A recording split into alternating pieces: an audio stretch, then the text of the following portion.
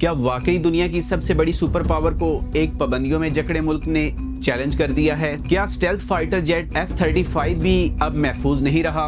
اور سب سے بڑا سوال، آخر ایران نے کون سی ایسی ٹیکنالوجی استعمال کی ہے جس نے جدید ریڈار سسٹم کو ناکام بنا دیا؟ کیا امریکہ کی ایئر سیکیورٹی واقعی ختم ہو رہی ہے یا یہ صرف ایک وقتی دھچکا ہے؟ ماہرین یہ بھی سوال اٹھا رہے ہیں، کیوں مہنگے ایئر کرافٹ کیریئرز اور ڈرونز اب میدان میں کمزور نظر آ رہے ہیں؟ کیا یہ جنگ ہمیں ایک نئے قسم کی وارفیئر کی طرف لے جا رہی ہے جہاں اسٹریٹجی ٹیکنالوجی سے زیادہ اہم ہو گئی ہے؟ میں ہوں عتیق ظاہر۔ گلوبل پوائنٹ پر ہم دنیا کے ماحول کو ایک ایسے اینگل سے دیکھیں گے جس اینگل سے شاید ابھی تک نہیں دیکھا گیا۔ سالوں سے امریکہ دنیا کی واحد سپر پاور رہا ہے۔ ہر سال تقریباً $1 ٹریلین اس کی فوج پر خرچ ہوتے ہیں۔ امریکہ کے پاس ایک بہت بڑی ایئر فورس ہے، لاکھوں ایکٹیو ڈیوٹی فوجی اور ہزاروں ایئر کرافٹس موجود ہیں، اور شاید دنیا کی تاریخ کی سب سے بڑی اور طاقتور نیوی بھی اسی کے پاس ہے۔ سائبر ویپنز ہوں، سیٹلائٹس، ڈرونز یا ریڈار، ہر شعبے میں امریکہ کے ہتھیار سب سے جدید، مہلک اور طاقتور سمجھے جاتے ہیں۔ لیکن اس سب کے باوجود آخر کیوں امریکہ اور اسرائیل کو ایران کے سامنے مشکلات کا سامنا کرنا پڑ رہا ہے؟ کیوں سیز فائر کی باتیں ہو رہی ہیں؟ یہ بھی حقیقت ہے، ایران پر بھی حملے ہو رہے ہیں، لوگ جانیں گنوا رہے ہیں، قیادت کو نشانہ بنایا جا رہا ہے، لیکن وہی ایران جس کے پاس نہ امریکہ اور اسرائیل جیسی ٹیکنالوجی ہے، نہ اتنا سرمایہ، اور جو برسوں سے سینکشنز کا شکار ہے، جس کا ڈیفنس بجٹ امریکہ کے مقابلے میں نہ ہونے کے برابر ہے۔ اسی ایران نے حالیہ ہفتوں میں امریکہ کو حیران کر دیا ہے۔ مہنگے اور جدید ہتھیار بھی غیر مؤثر ثابت ہو رہے ہیں، جنگ کی نوعیت بدلتی نظر آ رہی ہے، دنیا کے دوسرے ممالک یہ سب دیکھ رہے ہیں اور اپنی وار ڈاکٹرائن کو اپڈیٹ کر رہے ہیں۔ امریکہ کی طاقتور نیوی اور اس کے مہنگے ایئر کرافٹ کیریئرز بھی اب ایران کے قریب آنے سے محتاط دکھائی دیتے ہیں۔ کئی جدید ڈرونز ضائع ہو چکے ہیں اور خطے میں اس کے ایئر ڈیفنس سسٹمز کو بھی نقصان پہنچا ہے، اور اب ایک ایسا دعویٰ سامنے آیا ہے جس نے سب کو چونکا دیا ہے۔ اسٹیلتھ فائٹر جیٹ F-35 کو بھی نشانہ بنایا گیا۔ امریکہ پر مختلف سمتوں سے دباؤ بڑھ رہا ہے اور گراؤنڈ اوفینسیو کی باتیں بھی سامنے آ رہی ہیں۔ رپورٹس کے مطابق امریکن سولجرز کی تعیناتی بھی ہوئی ہے اور اہم مقامات پر کارروائی کا امکان ظاہر کیا جا رہا ہے، لیکن گراؤنڈ وار ہمیشہ مہنگی ثابت ہوتی ہے، جانی نقصان دونوں طرف ہوتا ہے۔ امریکن قیادت اس وقت ایک مشکل صورتحال میں دکھائی دیتی ہے جہاں واضح اسٹریٹجی نظر نہیں آتی، بیانات میں تضاد ہے، کبھی وکٹری کا دعویٰ، کبھی مزید حملوں کی دھمکی، اور کبھی الائز سے مدد کی اپیل۔ حالات تیزی سے بدل رہے ہیں اور فیصلے بھی غیر یقینی دکھائی دیتے ہیں۔ اب نرم رویہ اپنانے کی باتیں بھی سامنے آ رہی ہیں، جیسے کچھ وقت کے لیے اٹیکس روکنے کا اعلان۔ یہ تبدیلی کیوں آئی؟ اس کے پیچھے وجوہات اہم ہیں۔ اگر حملے جاری رہیں تو خطے کی صورتحال مزید خراب ہو سکتی ہے۔ یہ ایک پیچیدہ اور دلچسپ صورتحال ہے جہاں ایک بڑی طاقت کو چیلنج کا سامنا ہے۔ اب سوال یہ ہے، نسبتاً کمزور ایران نے یہ سب کیسے کیا؟ کس طرح کم وسائل کے باوجود اس نے جدید ٹیکنالوجی کا مقابلہ کیا؟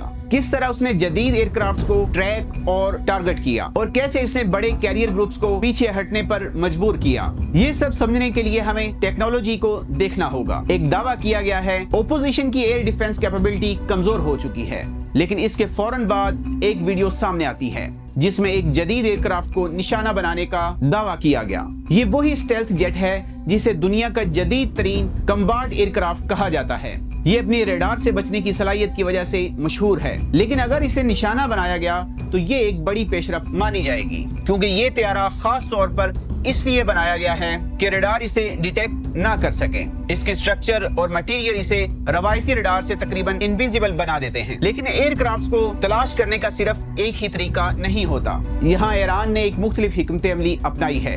الیکٹرو آپٹیکل انفراریڈ سسٹم، یہ سسٹم ریڈار نہیں بلکہ ہیٹ سگنیچر کو ڈیٹیکٹ کرتا ہے۔ چاہے ایئر کرافٹ کتنا ہی اسٹیلتھ کیوں نہ ہو، اس کا انجن شدید ہیٹ پیدا کرتا ہے۔ جہاں ہیٹ ہوگی وہاں یہ سسٹم اسے پکڑ سکتا ہے۔ ایک بار ایئر کرافٹ ڈیٹیکٹ ہو جائے تو پھر اسے ٹارگٹ کرنا ممکن ہو جاتا ہے۔ ماہرین کے مطابق ایک انفراریڈ گائیڈڈ میزائل استعمال کیا گیا جو ہیٹ کو فالو کرتا ہے۔ یہ میزائل بہت تیز رفتار ہوتا ہے جس سے بچنا انتہائی مشکل ہو جاتا ہے۔ اس طرح ایک سادہ لیکن مؤثر اسٹریٹجی نے جدید ٹیکنالوجی کو چیلنج کیا ہے۔ یہ مثال دکھاتی ہے کہ جنگ میں صرف مہنگی ٹیکنالوجی نہیں बल्कि दुरुस्त स्ट्रेटजी और सोच भी फैसला कुन किरदार अदा करती है। ईरान ने F-35 को निशाना बनाने के चंद दिन बाद एक और वीडियो जारी की और इस वीडियो में ईरान ने दावा किया, ईरान के मुताबिक ये एयरक्राफ्ट इसकी एयर स्पेस की खिलाफ वर्जी कर रहा था, जिसके बाद इसके एयर डिफेंस सिस्टम ने इसे ट्रैक किया, सरफेस टू एयर मिसाइल से टारगेट किया। दूसरी तरफ यूएस सेंट्रल कमांड ने इस दावे को मुस्तरद कर दिया और इसे र्यूमर करार दिया। लेकिन अगर ये दावा दुरुस्त हो तो ये इस जंग में करने वाला चौथा F-15 होगा। इससे पहले भी जंग के आगाज में 3 एयरक्राफ्ट के गिरने की खबरें सामने आईं, जिन्हें फ्रेंडली फायर करार दिया गया था। ड्रोन्स के महाज पर एक हकीकत ऐसी है जिस पर काफी शवाहिद मौजूद हैं। MQ-9 reaper drones. अमेरिका की एयर बैटल में ड्रोन्स की कहानी को इतनी तवज्जो नहीं मिली जितनी मिलनी चाहिए थी। एक तरफ ईरान के सस्ते और मौसर शाही ड्रोन्स हैं जो अमेरिका के लिए मुसलसल मसला बने हुए हैं, जबकि दूसरी तरफ चंद हफ्तों के अंदर अमेरिका ने तकरीबन 12 MQ-9 रीपर ड्रोन्स खो दिए हैं। इनमें से ज्यादातर ईरान ने मार गिराए।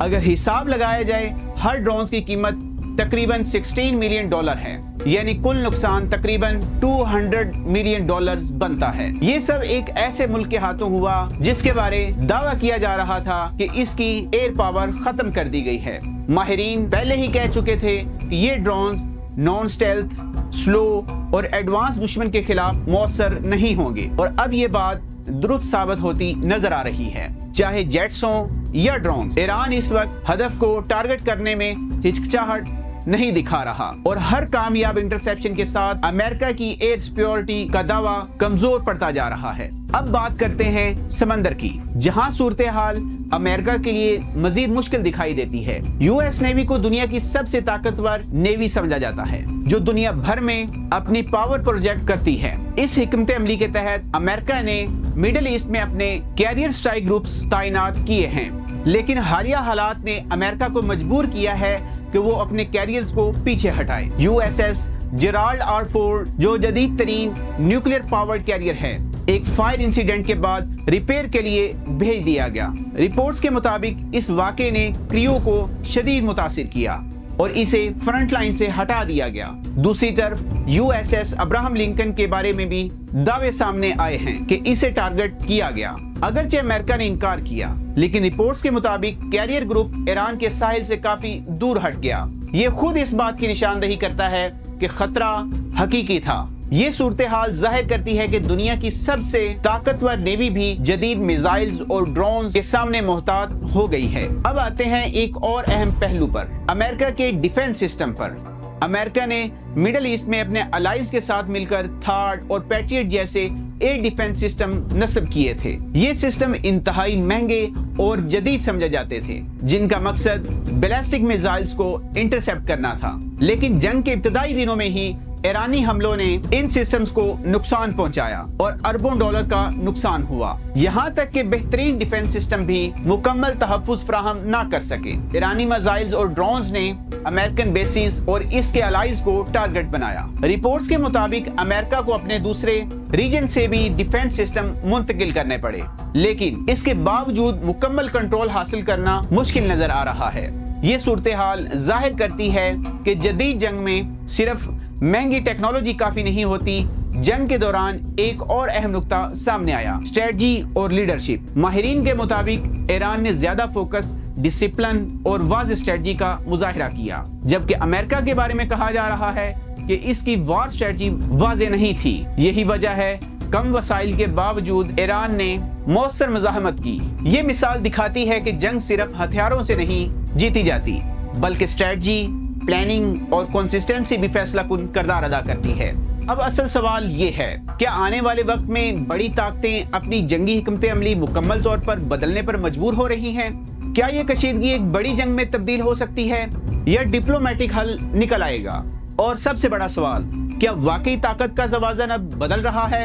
आपकी इसके बारे में क्या राय है? कमेंट सेक्शन में अपनी राय लाजमी दीजिएगा और मन में आए वो सवालात भी लाजमी उठाइएगा जिन सवालात से दुनिया के बड़े थिंक टैंकर डरते हैं।